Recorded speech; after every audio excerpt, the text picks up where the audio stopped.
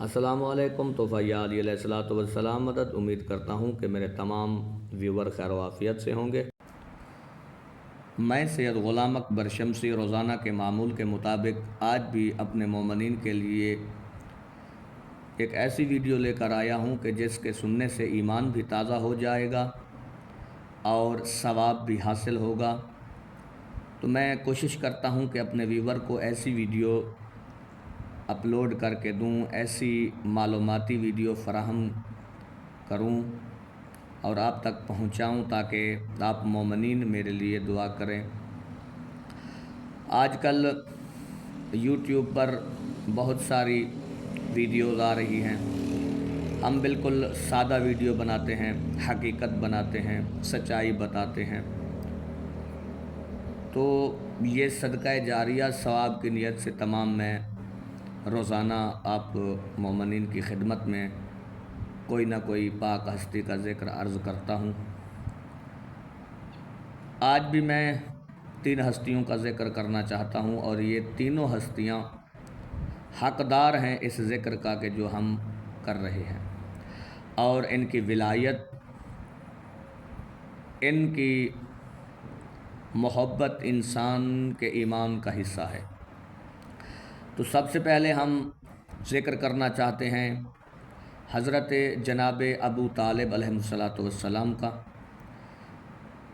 حضرت رسول خدا صلی اللہ علیہ وآلہ وسلم کو اللہ تبارک و تعالی نے تسلی دیتے ہوئے قرآن میں فرمایا کہ اے میرے حبیب، جب تم تن و تنہا تھے، یتیم تھے، تو ہم نے تمہارے سر پہ ہاتھ رکھا، ہم نے تمہاری حفاظت کی، ہم نے تمہیں ٹھکانہ دیا، ہم نے تمہیں رزق دیا۔ اب دیکھیں، جو خود خدا فرما رہے ہیں کہ میں کرتا رہا ہوں، وہ سب کچھ جناب ابو طالب علیہ السلام کرتے رہے۔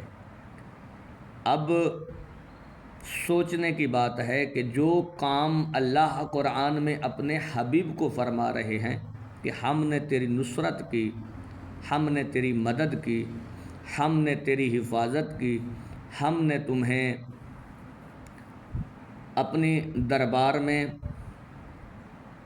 اپنی حفاظت میں پالا ہے، تو میں تمام اپنے مسلمانوں سے گزارش کرنا چاہتا ہوں کہ مہربانی فرما کر مجھے یہ بتائیں کہ جو اللہ فرما رہے ہیں کیا وہ ابو طالب نے نہیں کیا؟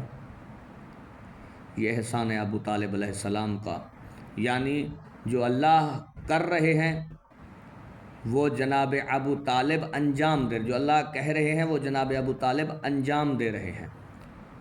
ایک تو جناب ابو طالب ہیں، جناب ابو طالب کا اثر ہے کہ اسلام باقی ہے۔ دوسرے ہیں مولا علی علیہ السلام۔ فرمایا اے میرے حبیب، جب تم تن و تنہا تھے، تمہارا کوئی ناصر و مددگار نہ تھا، تو ہم نے تیری مدد کی۔ اب آپ ہی بتائیں کون ہے جو مولا رسول خدا کی مدد کر رہے تھے؟ وہ مولا علی ہی تھے۔